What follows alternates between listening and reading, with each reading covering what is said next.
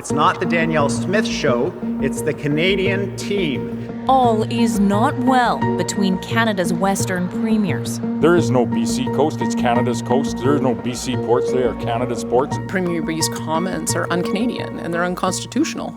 Here's what they're fighting about.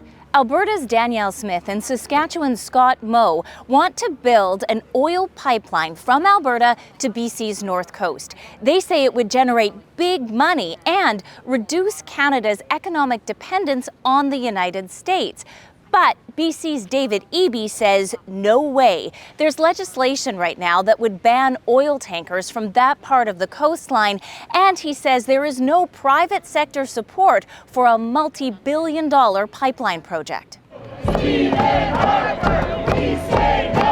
We've been here before. In 2016, the federal government killed a proposed pipeline from Alberta to BC after environmental and Indigenous opposition led to court challenges and delays. UBC political scientist Stuart Prest says this fight feels different. Well, the temperature really seems to be heightened, and we're really weaving in issues of identity here in a way that I don't think we've seen before.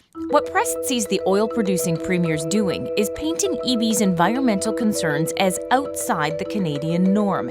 It's an attempt at political isolation.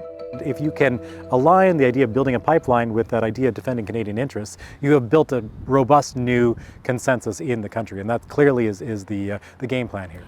There are numbers to back that strategy. A poll this week from the Angus Reid Institute found 59% of Canadians support a new oil pipeline. There's a majority of support in BC too, with 56% in favor. And check this out. Back in 2021, when Angus Reid asked what Canadians prioritized, the environment or the economy, most, 62% chose the environment. Now that's flipped, with 57% of those surveyed saying the economy should be the priority. But any pipeline project faces huge hurdles. There is Indigenous opposition. Chief Marilyn Slett leads the Heiltsuk Nation.